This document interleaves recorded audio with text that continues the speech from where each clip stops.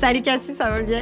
Salut Estelle, ça va être Oui, toi? allô à tout le monde. On est rendu, Cassie, au dernier épisode. Ben oui. Au 5e épisode de notre balado bulletin d'information allié pour cette fois-ci, un milieu et une thématique qui est quand même, moi, qui m'a été apportée par les jeunes du projet, qui est la présence en ligne, le monde numérique, mais aussi tous les influenceurs et les discours haineux, de haine, etc., qui se partagent finalement dans le monde numérique. On parle évidemment de cyberviolence quand même, quand on parle de présence en ligne et de jeunes LGBTQIA+. Mais en même temps, c'est fou, Cassie, ce que je veux dire, mais comme moi, je ne suis pas une influenceur et je n'interviens pas souvent dans le monde numérique, sauf comme en ce moment par le biais de des podcasts et trucs comme ça. Mais j'ai vraiment hâte d'en parler avec toi parce que t'es quand même légèrement un peu plus jeune que moi, puis tu connais quand même bien les réseaux sociaux, toi, Cassie. Mais tu sais, je pense que j'ai grandi avec les réseaux sociaux, puis effectivement, j'ai comme une plus grande tendance à aller explorer ce qui se passe de ce côté-là. Est-ce que tu interviens comme intervenante sur les réseaux sociaux? Utilises-tu des plateformes pour parler avec des jeunes ou... À part pour envoyer de l'information par rapport à l'éducation à la sexualité, non, pas vraiment. Je fais pas d'intervention directe parce que effectivement, des fois, aussi au niveau éthique, je pense qu'il peut y avoir... des zones grises quand on fait de l'intervention en ligne. Fait que moi, je ne vais pas jouer là-dedans, mais il y a plein d'organismes qui le font, en fait. C'est hot, ça. Hein? C'est Tel jeune, tellement c'est comme hot. des masters depuis longtemps. Là. Il avait commencé clavardage, courriel. Il y avait aussi les textos puis tout. Puis ils font toujours là, de l'intervention dans le monde numérique. Moi, ça me fascine. Là, pour de vrai, là, je suis comme « wow! » Téléphone, tu sais, tel jeune, ça le dit dans le nom. Là, ça a toujours été leur prémisse. Mais quand tu regardes ça, c'est fou ce qu'ils sont capables de faire en intervention aussi socio-numérique. C'est vrai. Ouais. C'est impressionnant. Puis avant de tomber dans cet univers, peut-être de IA, on va peut-être aborder ça, de IA, d'algorithmes, je sais pas, moi, on va peut-être parler aussi de chambres d'écho, tu sais, tous ces concepts-là. On va aller voir un sketch qui est vraiment spécial, qui a été décidé sous forme d'animation par l'équipe de production jeunesse. Mais je vous explique un peu qu'est-ce qui se passe dans l'épisode complet, finalement, de la campagne de sensibilisation alliée. Donc, le 5e et dernier épisode de la série, c'est Mixmaniacs qui vous invite finalement à plonger dans l'univers complexe de la présence en ligne des personnes LGBTQ+, où la visibilité s'accompagne malheureusement aussi de cyberviolence et d'insultes parfois anonymes. À travers une conversation textuelle entre deux jeunes, Marie et Florence, on découvre les difficultés vécues notamment par les personnes asexuelles, souvent incomprises et ciblées sur les réseaux sociaux. Cet épisode souligne l'importance de créer des espaces numériques plus sûrs et bienveillants pour toutes et tous. Et il se conclut en fait avec une entrevue éclairante avec Madison Lavigne, qui est travailleuse sociale pour l'organisme Ciel, qui partage des pistes concrètes pour mieux accompagner les jeunes face à ces défis numériques. Donc, on s'en va voir le sketch, puis on vous revient immédiatement après. Veuillez accueillir votre animatrice préférée, Mixmaniacs! Re-bienvenue au bulletin d'information allié.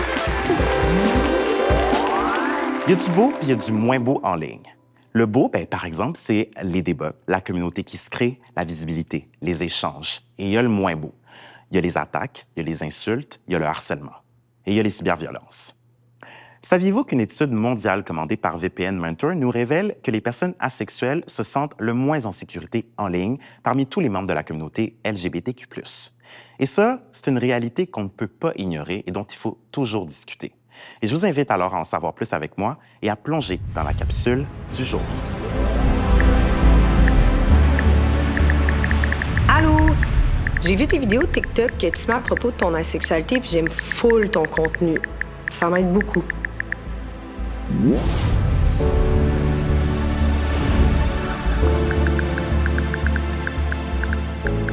Coucou, merci full. Je suis contente que ça t'aide.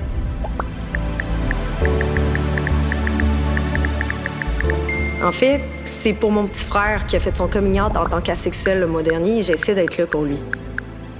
Ah, c'est bien cool, ça. Son coming out s'est bien passé? Ça a été tough. Ses amis comprennent pas vraiment, ils l'achalent pas mal avec ça, ils font même des mimes avec sa face pour dire que c'est parce qu'il pogne pas avec les filles. Et il reçoit plein de messages anonymes de gens qui lui disent qu'il a une maladie mentale. Je savais pas que les gens Ace recevaient autant de haine, d'incompréhension. Ah non, désolée d'apprendre ça. Mais ouais, depuis que j'ai plus d'abonnés, la haine est assez intense. Dans mes DM, j'ai même des gars qui m'envoient des photos de leur pénis en pensant que ça va me faire de l'effet. Ben voyons! Arc, pour vrai, j'en reviens pas. Par contre, ça se passe uniquement en ligne. À l'école, il est chill. Ouais, je comprends. C'est comme si les gens se cachaient derrière leur écran pour propager la haine. En ligne, il n'y a pas de conséquences directes. Fait que le monde se gêne moins pour dire des affaires qu'il dirait jamais en face. Je peux t'envoyer une liste de d'autres créateurs de contenu que ton frère peut suivre. Ça pourrait l'aider? Ouais, ça serait super. Merci. On vient de voir une situation de haine en ligne, une situation de plus en plus courante chez nous tous. Et pour ce soir, j'avais envie d'en discuter avec une invitée bien spéciale, Madison Lavigne. Salut! Allô? Madison, en fait, tu es travailleuse sociale au CIEL, le Centre pour l'intelligence émotionnelle, un organisme, une OBNL, c'est bien exactement. ça? Et tu travailles aussi sur un mémoire sur les discours biphobes en ligne. Puis j'avais envie de revenir sur ce sketch qu'on vient de voir. C'est quoi, à chaud, tes premières observations? Ben c'est quelque chose qu'on entend quand même souvent, ben ça se fait en ligne, mais pas dans le monde hors ligne. C'est pas, tu sais, quand je suis à l'école, il n'y a pas de problème, mais en ligne, je reçois beaucoup de haine. Toute la notion aussi de, tu sais, je me suis fait envoyer des messages d'hommes qui veulent me changer. Tu sais, là, on le voit pour la sexualité, mais un classique aussi pour les lesbiennes. Donc, tu sais, comme c'est des réalités qui reviennent puis qui se recoupent. Donc, désolant, mais en même temps, tellement pas surprenant non plus de voir ça. Là. Ouais. Raconte-nous sur le terrain, qu'est-ce que tu entends, qu'est-ce que tu vois, qu'est-ce que tu observes? Je suis curieux. Bien, en ce moment, surtout, par exemple, on travaille sur un projet pilote sur l'identité et l'influence. Fait quand même très thématique. Les influenceurs? Les influenceurs, en effet, mais vraiment tout ce qui est influence sur les réseaux. Okay. Parce que des fois, on pense que c'est juste pour le divertissement. Fait que c'est juste des niaiseries. Surtout les jeunes, c'est comme, c'est toujours pour rire. Des vidéos de chats. C'est juste pour passer le temps, rire. Mais les faire réaliser que non, tout ce que tu regardes a une influence sur toi, bonne ou mauvaise. Fait que vraiment, cette conception-là que l'influence, ça existe, parce que c'est souvent aussi une connotation négative, l'influence, de que, non, je suis pas influençable, c'est juste les gens naïfs qui vont être influencés, mais de réaliser que non, c'est correct d'être influencé, puis de le réaliser de est-ce que je vais être influencé de cette manière-là ou non. Puis d'être vraiment plus critique du contenu qu'on regarde, parce qu'à la fin de la journée, ben ça a une influence sur nous. Oui. Tu m'as aussi dit en pré-entrevue, puis là, je reviens sur ton idée de réflexion critique, d'esprit critique, que les influenceurs ou les personnes qui font de la création de contenu sont des vendeuses d'idées, des vendeurs ou des vendeuses d'idées. Quel rôle ils ont à jouer dans la haine en ligne, entre autres? Oui, ben j'aime cette notion-là parce que justement, on voit beaucoup les influenceurs-influenceuses comme des outils marketing, qui sont en effet... Ils deviennent un peu des panneaux de publicité, c'est ce qu'on dit. Absolument, ils vont vendre des produits, des ads, des sponsors. Ça, c'est comme acquis et compris par les gens. Mais ce qu'il faut comprendre, c'est que même si on ne vend pas un produit, on te vend quelque chose. Puis ça, absolument, ça va être des idéologies, ça va être des normes, ça va être des valeurs. Absolument. Fait que de partir de outils marketing à vraiment outils politiques. Puis tu sais, c'est plus simple pour des gens que vraiment, c'est comme ça leur travail, ou qu'il y ait des gens qui font de la vulgarisation en ligne, c'est clair. Mais des influenceurs en général qui vont te montrer leur vie sur un bateau, ben tu sais, ils ne vendent pas le bateau. Là. Mais même ceux qui font de la vulgarisation scientifique, il faut quand même avoir un certain, pas un détachement, mais d'avoir quand même une certaine réflexion par rapport à ce qu'ils nous disent et ce qu'ils nous vulgarisent. Est-ce que tu serais d'accord avec moi? Absolument, oui. Développer une agentivité, donc c'est ce que tu prônes. T'sais, si on avait à donner un conseil à ceux qui utilisent les réseaux, mais autant ceux qui créent sur les réseaux pour avoir plus d'agentivité, donc se donner plus de pouvoir sur ce qu'ils utilisent, ce serait quoi, entre autres? Mais je pense que pour les jeunes, puis tu sais, concrètement, mettons, c'est que t'es pas besoin d'être passif ou passive sur les réseaux. Tu peux vraiment être engagé dans ce que tu regardes. Puis évidemment, c'est ça qu'on veut, que tu sois engagé avec le contenu que tu regardes. Pas juste commenter, là. Non, exactement, mais vraiment tu sais, surtout les algorithmes, comment ils font, c'est vraiment, ils vont te proposer, tu pourrais ne rien faire, puis t'as quand même du contenu. T'as pas à aller le chercher. Fait que vraiment, de prendre action sur le contenu que tu regardes. T'aimes pas du contenu? Bloc, signal. Dis même que c'est ma page, c'est mes espaces, c'est moi qui contrôle. Absolument. C'est vraiment ça. Fait que vraiment de prendre position puis t'as le droit de bloquer, de signaler, de dire que tu tolères pas certains comportements, certaines choses. Fait que vraiment de se mobiliser puis de le faire. Merci, Madison. Merci. Les cyberviolences, donc, c'est plus qu'un petit bug dans le système, c'est en fait un vrai problème.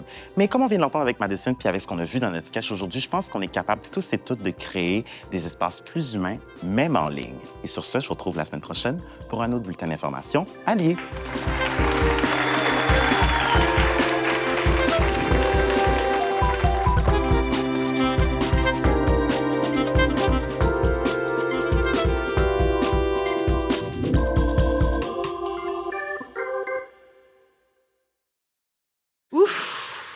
Hein? C'est pas, je pense pas que c'est le sketch le plus facile. Puis je pense que quand on parle du monde numérique, Cassie, tu sais, nous, comme intervenantes en sexo, tu sais, on voit vraiment des dommages quand même exponentiels. Tu sais, comment on s'explique en intervention? Comment on peut expliquer, tu sais, pour les intervenantes jeunesse ou les influenceurs, créateurs, créatrices de contenu, c'est quoi le réel impact, mettons, genre du monde numérique ou des cyberviolences chez les jeunes LGBTQ+, mettons? Comment on l'explique ça?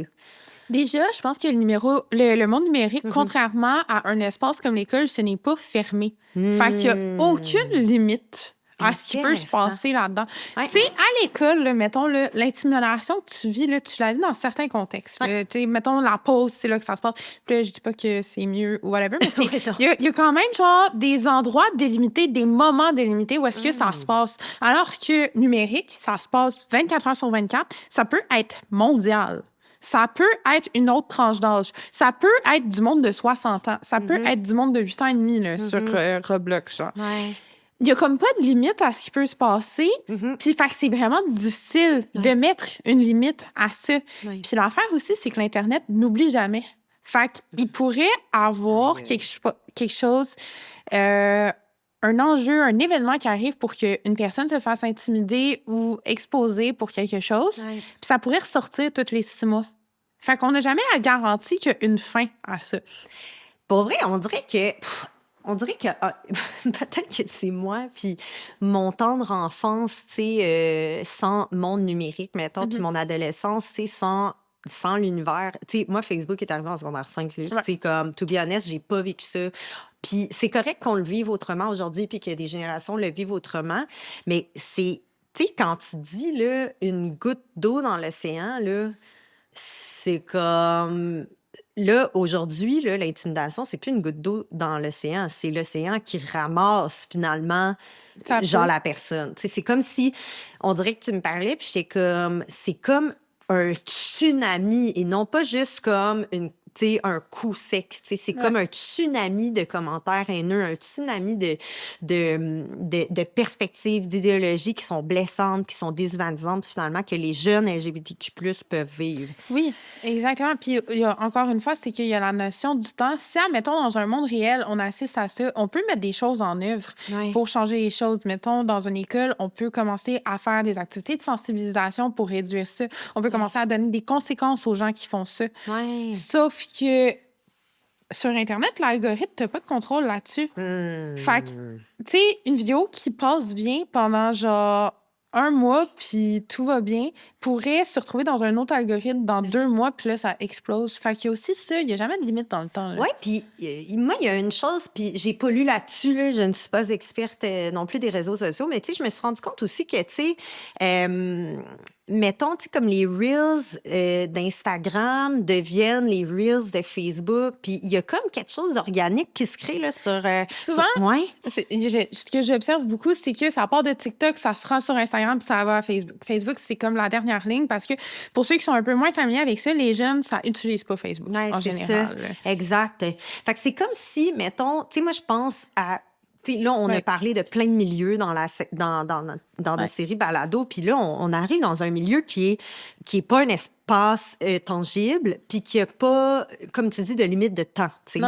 Fait que c'est un univers qui est quand même abstrait, qui paraît peu abstrait pour les gens. C'est comme s'il y a quelque chose de trop concret, de peu concret, on dirait, dans la perception qu'ont les gens du monde de Internet, là, du web.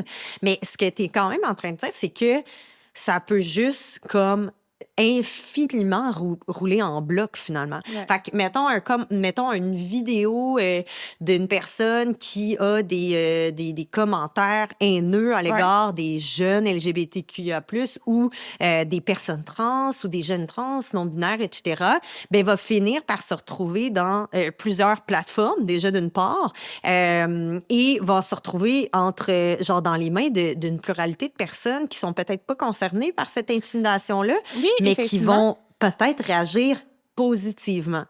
Puis ça, c'est l'affaire que je trouve complexe.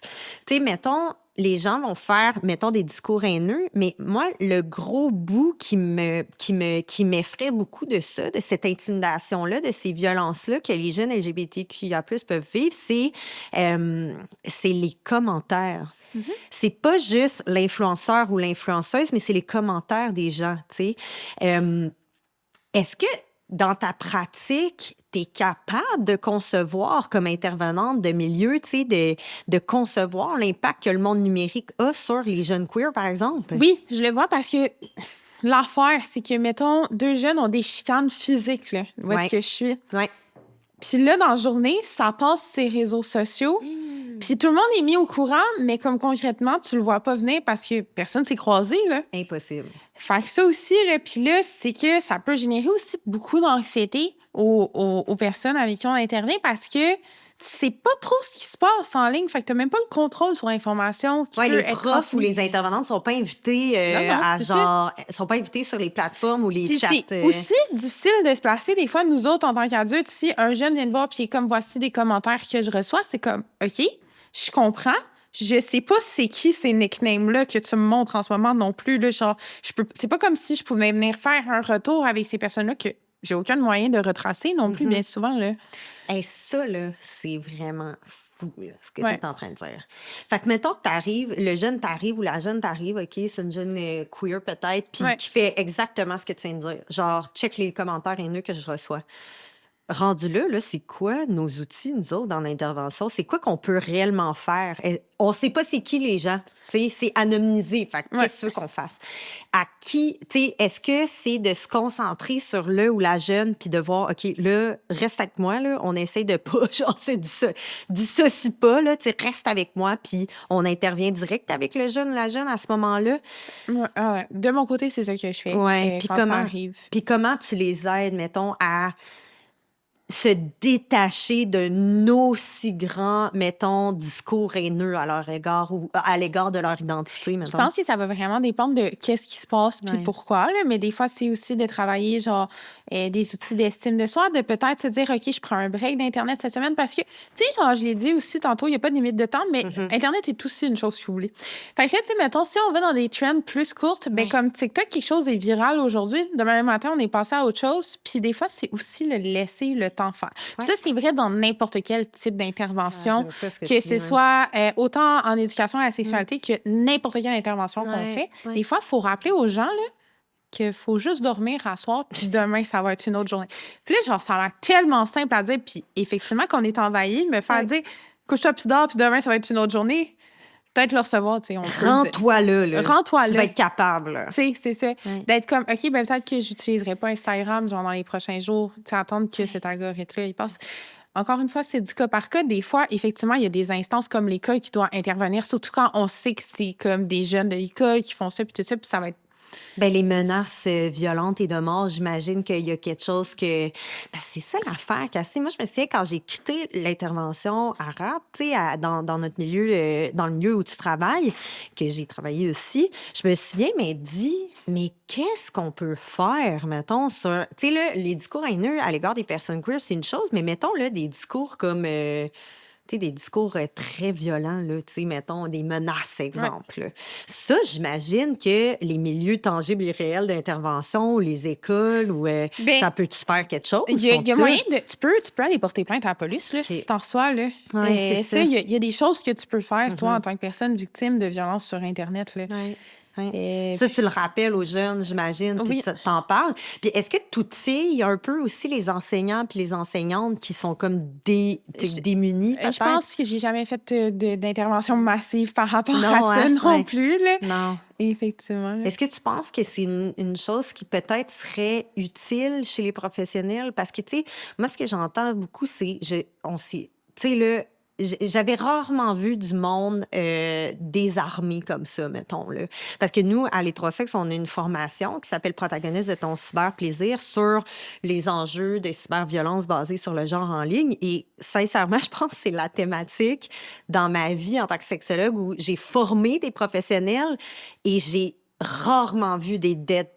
Tu sais, un regard un peu mort là, de la part des intervenants parce que ça fait peur, je pense. Je pense que les gens, ils sont comme, j'ai aucune idée, mais encore plus, tu sais, à l'égard des personnes queer, peut-être, genre, puis des jeunes queer, comment intervenir sur autant de haine et de menaces, tu sais. Puis aussi de moins bien comprendre. Tu parlais de littératie, tu sais, comme la littératie numérique, c'est nécessaire, là. C'est comme là, il faut qu'on se mette à jour parce que là, il y a bien des choses qui vont se passer, tu sais. Ouais.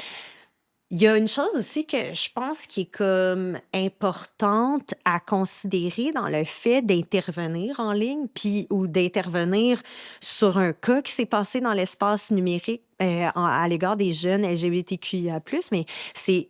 Tu sais, moi, j'essaie de rappeler, puis je sais pas si c'est un outil que tu utilises des fois, là, mais tu sais, mettons de rappeler la Charte des droits et libertés parce que les gens, ils peuvent pas faire ça, tu sais, ils peuvent pas avoir de discours haineux. Les gens oublient que la liberté d'expression s'arrête sur des... Tu sais, on ne peut pas faire ça, tu sais. Puis je pense aussi qu'il y a quelque chose qu'on oublie en intervention, puis c'est quand les jeunes se rendent compte qu'ils ont été violents, puis que là, ils s'en veulent. Mais ça, oui, c'est important de le faire quand on a accès aux gens qui font de la violence. Là. C'est sûr que c'est... Je te dirais que ça m'arrive très rarement qu'un jeune venait me voir être comme j'envoie chier le monde sur Internet, tu sais. Je sais, mais tu sais, mettons... Mais il y a d'autres mondes que nous qui peuvent le faire. Parce que là, tu sais, on se place en tant qu'intervenante, là, mais il y a des gens sur Internet qui existent. Puis là, on a l'air d'étirer un peu, mais tu sais, comme les créatrices de contenu, les influenceurs, là, on y pense, là. Ils ont un pouvoir là, sur le discours, right? Le discours, effectivement. C'est un exemple de ça? Ben j'en ai vu plein. Il y a des jeunes aussi de mon comité jeunesse pour le projet dans lequel on est en ce moment qui m'ont dit puis pour vrai, Cassie, moi, ça me dépassait là, que genre ce soit une thématique. Là, tu comprends? Puis j'étais tellement contente en même temps parce que j'étais comme c'est vrai, man, que le monde numérique, c'est un espace, même s'il est complètement, genre, infini. Mais les jeunes, ils m'ont expliqué que, dans le fond, les influenceurs puis c'est des jeunes queer, dans le fond, fait que les jeunes queer m'avaient dit du comité, moi, des influenceurs qui vont prendre parole contre l'homophobie puis la transphobie, ça va vraiment me faire du bien, tu sais. Parce que c'est pas vrai que je lis pas les commentaires. C'est vrai. Et donc, il y a une des jeunes du comité qui m'avait donné 2 exemples. Il y en a un, c'est un gars qui avait fait un genre de commentaire bizarre qui a été repris par du monde transphobe, dans le fond. Puis était comme, c'était même pas tant... En tout cas, c'était pas clair. Puis l'influenceur est jamais revenu sur ce sujet-là.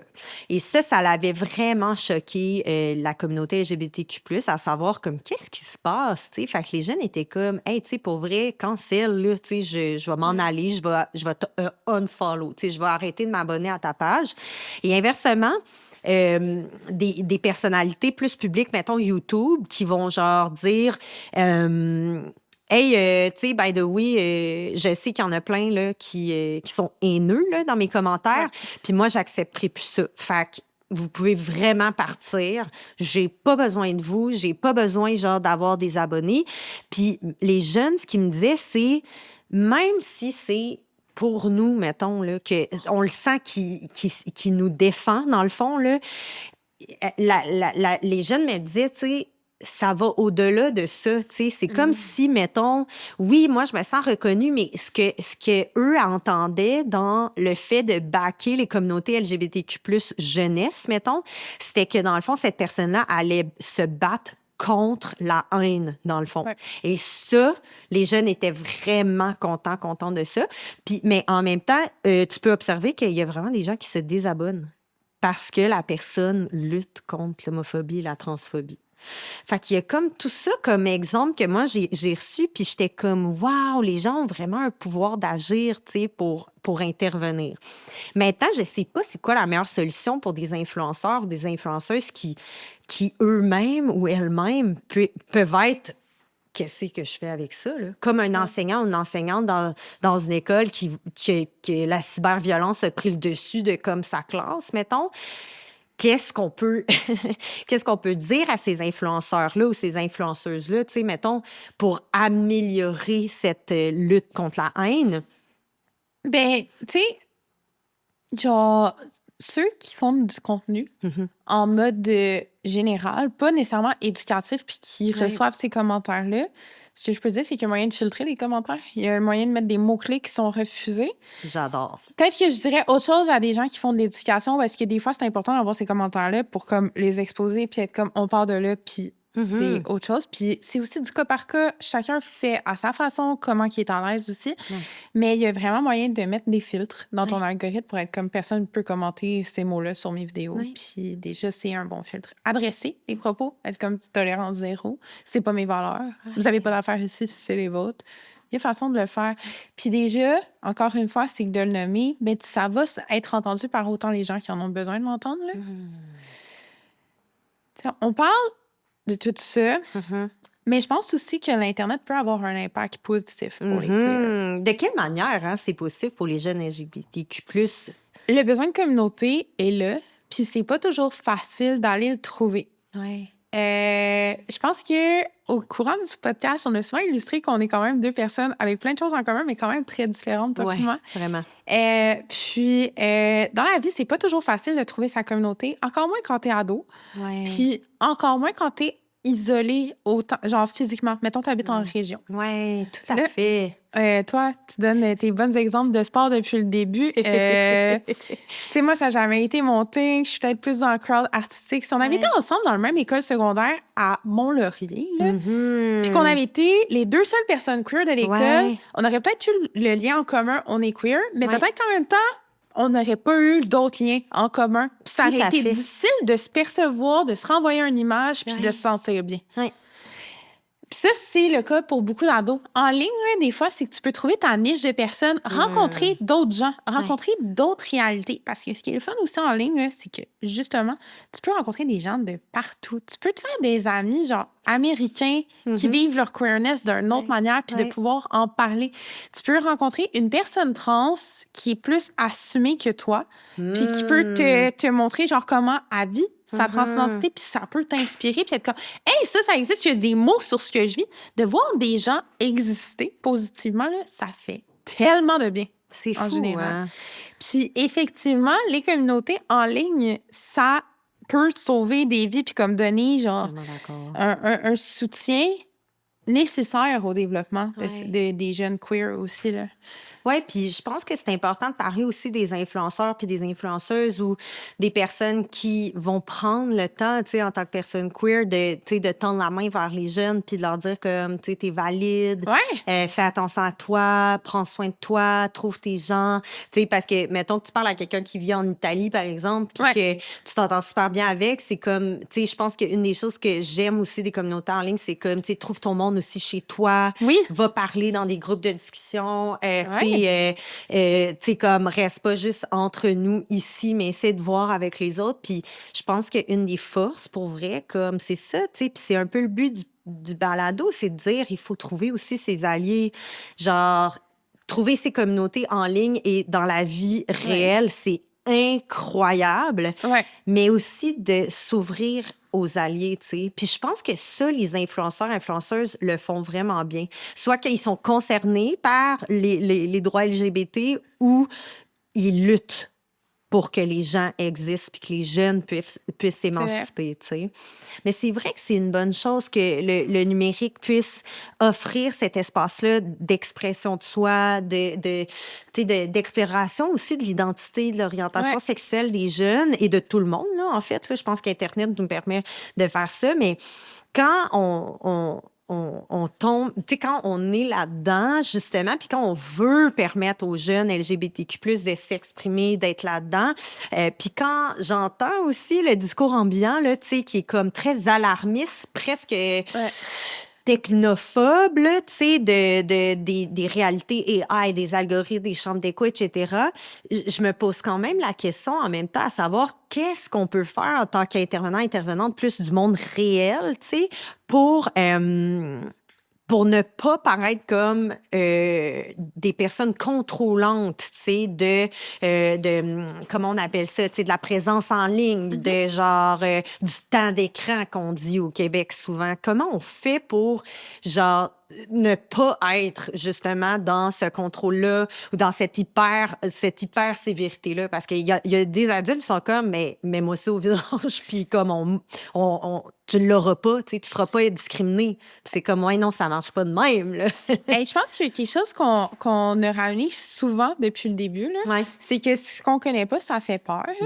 Puis nous autres, en tant qu'adultes, là, qui n'ont pas nécessairement eu la même réalité d'Internet que les jeunes qui ont, là, notre job, c'est d'aller chercher de l'information, de s'intéresser à ce qu'ils font sur Internet. Parce que oui, on peut aller faire des formations sur les risques de l'Internet, là, parce que c'est bien ça qu'on aime faire en tant qu'adulte, les risques de l'Internet.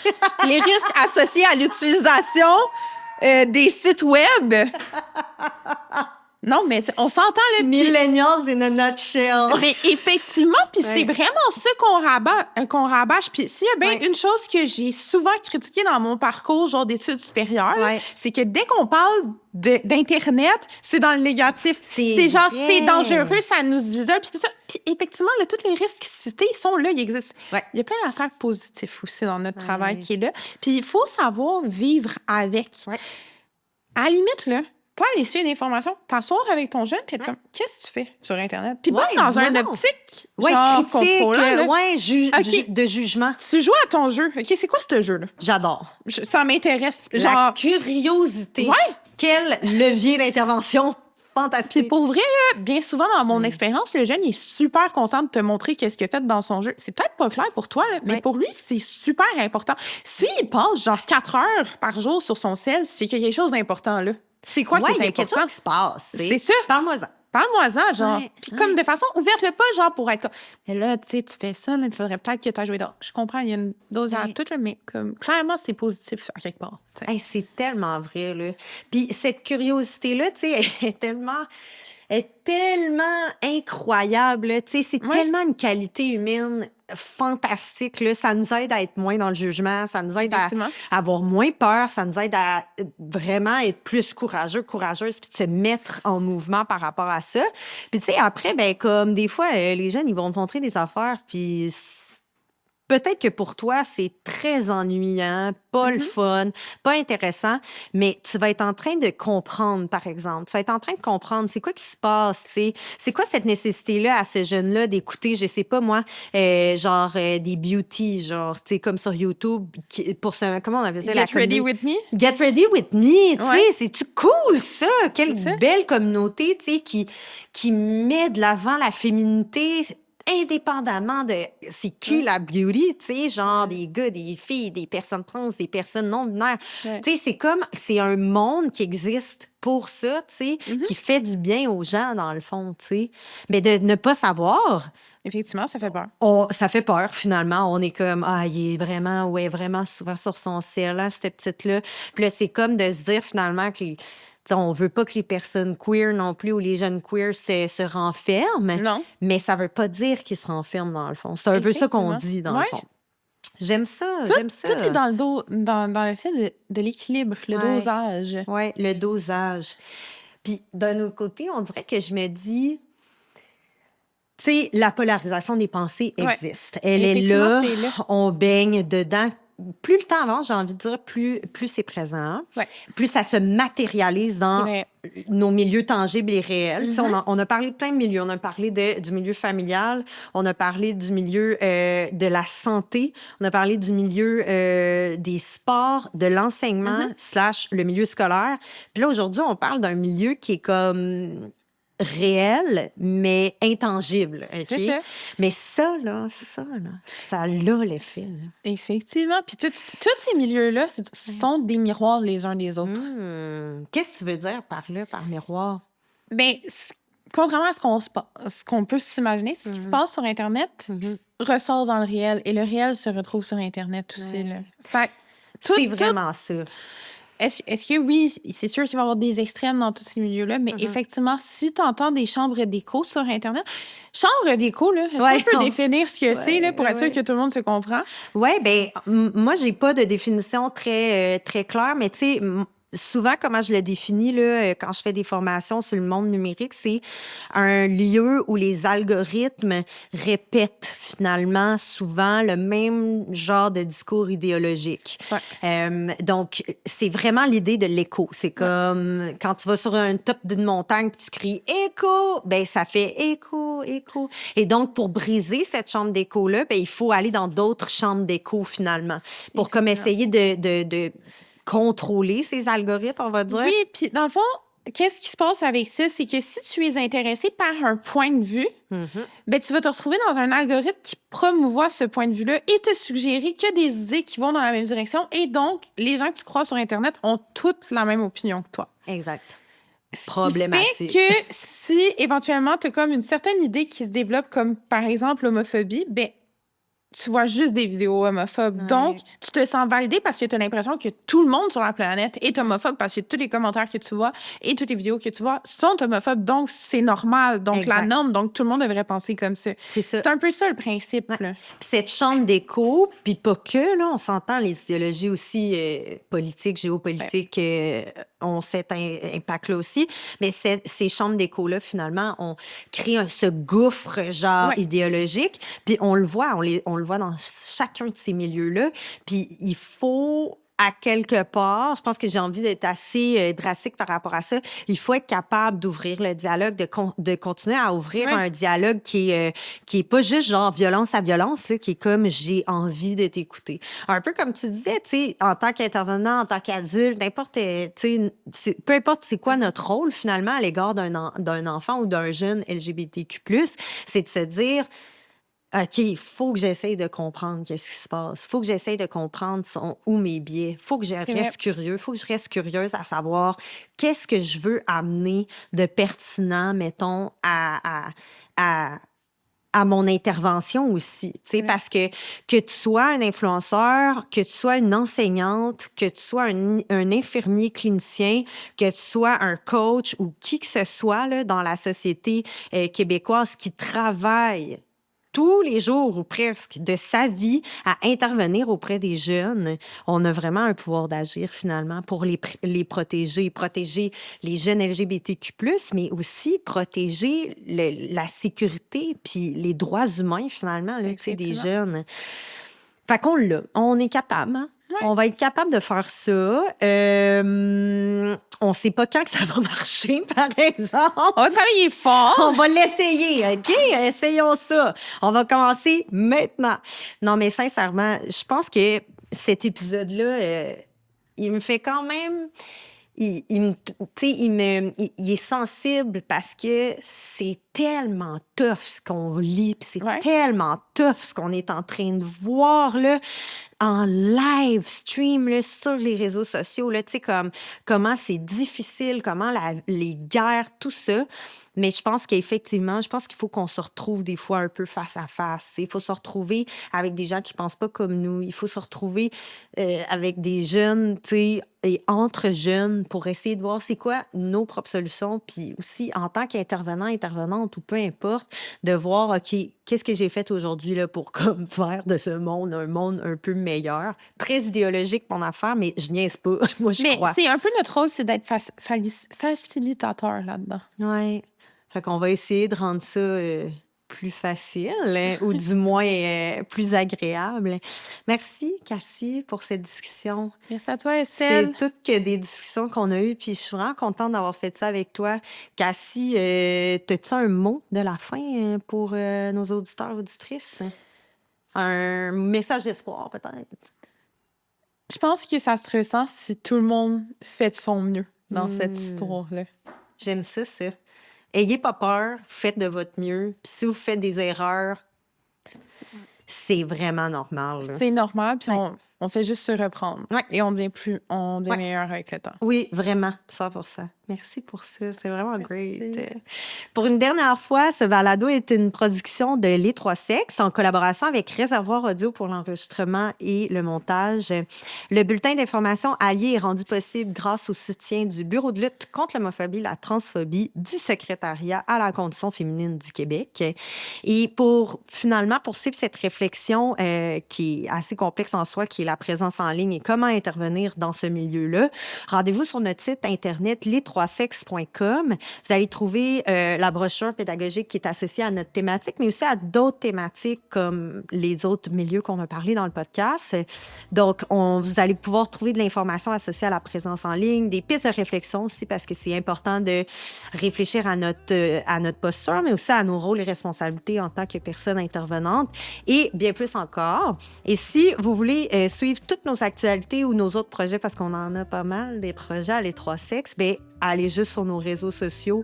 On a une bonne présence en ligne. Et vous pouvez aussi nous soutenir en devenant membre de Les Trois Sexes. C'est toujours un plus d'avoir une pluralité de personnes qui ont différents backgrounds professionnels ou juste sociaux, ou en faisant un don. Je vous remercie beaucoup de votre écoute, puis j'espère qu'on va avoir facilité tout ça. Facilité? Oui. J'espère qu'on va avoir aidé un peu quand même. Je pense que oui. J'espère que oui. Good job, chum. Yay! À la prochaine! Ça me saoule.